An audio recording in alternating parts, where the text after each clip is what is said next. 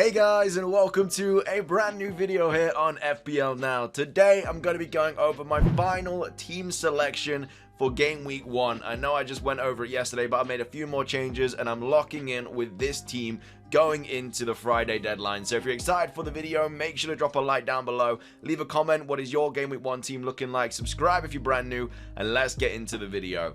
So, starting things off, my goalkeeper has changed to Ramsdale. I was just not happy about having no Arsenal defense in my team, so I have downgraded Edison to Ramsdale. I'm not currently rocking double City defense, which again, not 100% happy about, but I think this back line is super template, but I think it is just the best way to go about it. But yeah, I've got Ramsdale in goal, just really good fixtures, and yeah, should make a few saves every now and again, and I think he's just probably the best 5 mil keeper to have. I know there's Mendy right there as well with really good fixtures, but Chelsea are kind of just all over the place at the moment. So Ramsdale, really good preseason with Arsenal. They've just been getting 4-0, 6-0, 2-0 all over the shop. So yeah, if they start the season as they obviously went on with the preseason, then yeah, very happy to have Ramsdale in goal. So yeah, can't see me changing him now.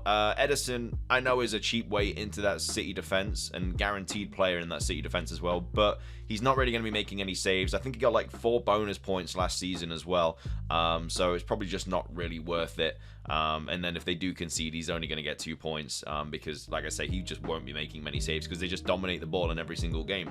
But either way, Ramsdale in goal for me, pretty happy with that. My back line is Trent, James, Cancelo, and Perisic. I've brought him in, super template. I know 5.5 mil. I think I had Trippier in the last team, but yeah, I downgraded Edison to Ramsdale, got that extra 0.5 and upgraded Trippier to Perisic. I'm still a little bit worried about his minutes and stuff, but everybody's been talking about how he is going to be like playing a lot, and you know, Conte's just going to make him so attacking. I think he's going to basically just play as like a winger in this team. I mean, Conte's fullbacks usually do, but yeah, there's a reason everybody's bringing him in. I don't even know what his ownership is at the moment. It's 28.9%, so nearly 30% of teams have him. So yeah, I think starting the season with him is just the best way to go about it. The only thing that I'm not like completely convinced by now though is James, but he's just so highly owned that I think if I don't have him, and he does decide to pop off, it's obviously really going to hurt me. Nearly 40% of teams, so obviously not on the same scale as like Cancelo and stuff with 45%, and Trent with 58%, but still will hurt a lot if I don't own him and he does decide to double-digit haul or something. So yeah, I mean, I don't know if like the clean sheets are going to be happening for Chelsea, but Reece James's attacking potential is just so high that I think it'll more than make up for it if he does concede just the off goal every now and again. But that's kind of what my back line's looking like right now. Ramsdale, Trent, James, Cancelo, and Perisic. Again, I'm pretty sure I'm locking in this team for game week 1. And I know I literally just went over my final team yesterday, but I was just umming and ahhing about it last night. And with this defense, I have Arsenal defense, Liverpool defense, Chelsea defense, City defense, and Tottenham defense. I have all the best defenses in the league in this lineup.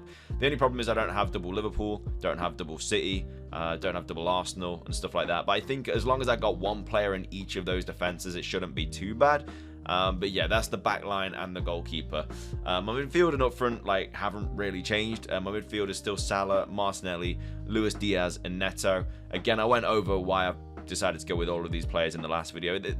It's a little bit annoying how template my team finally has been, like what it's become. There's not really any differentials here at all.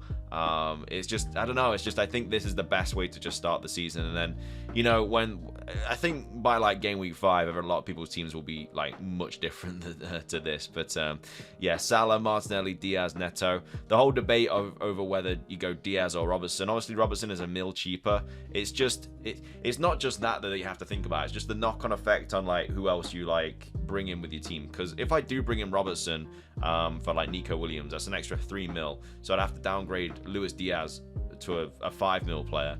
And there's just like, what 5 mil midfielders are there that I want to bring in the team? There's not really anyone. So even though Robertson is a really good option, and I mean, I could upgrade Perisic to Robertson as well, though, to be fair, which is 1.5. And then I'd have to bring in a 6.5 mil player for Diaz. What 6.5 options are there really? There's Rashford, who's had an okay preseason. Grealish is 7 mil, so I can't bring him in. 6.5. I'm trying to think of what other 6.5 midfielders there are that are like worth bringing in. I can't really think of like a lot from the top of my head. So yeah, I don't know. Saka is also an option as well. I mean, I've already got triple Arsenal, but I'd obviously have to get rid of Martinelli for Saka and then downgrade Luis Diaz to someone else, which again could happen because Saka is, you know, he's still on penalties from what we've seen in pre-season. But yeah, I don't know. Just Alisson potentially still being injured as well. Doesn't really make me feel confident about double Liverpool defense, as well as Jota being injured as well means that Luis Diaz will start.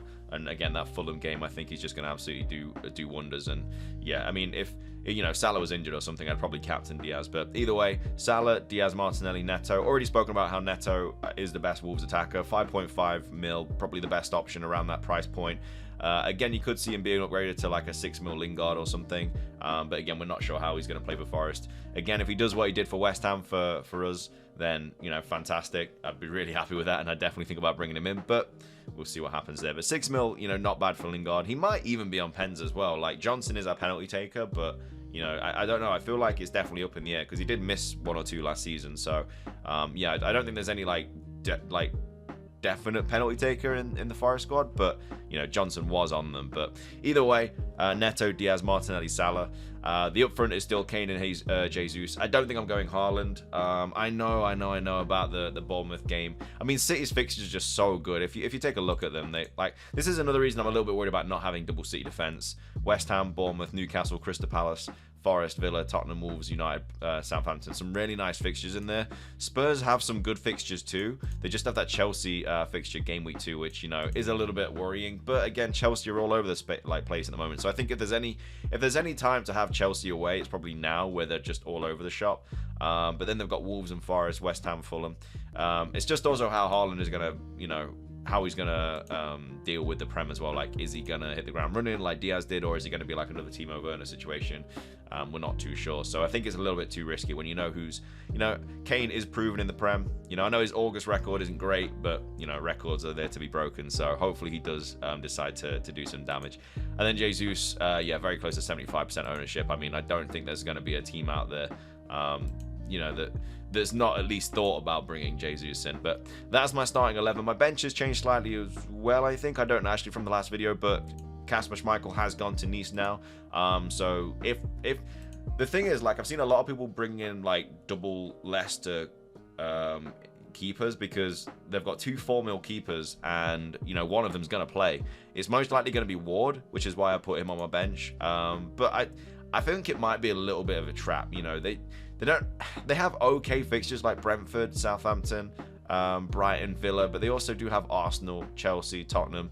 But at the same time, having, you know, 2 keepers, one of them's going to play for 8 mil, like, that's really, really good. But at the same time, you know, if Leicester are conceding like 2 goals every game, like, it's not really worth it at all. I'd rather pay an extra 0.5 mil and actually get a good keeper.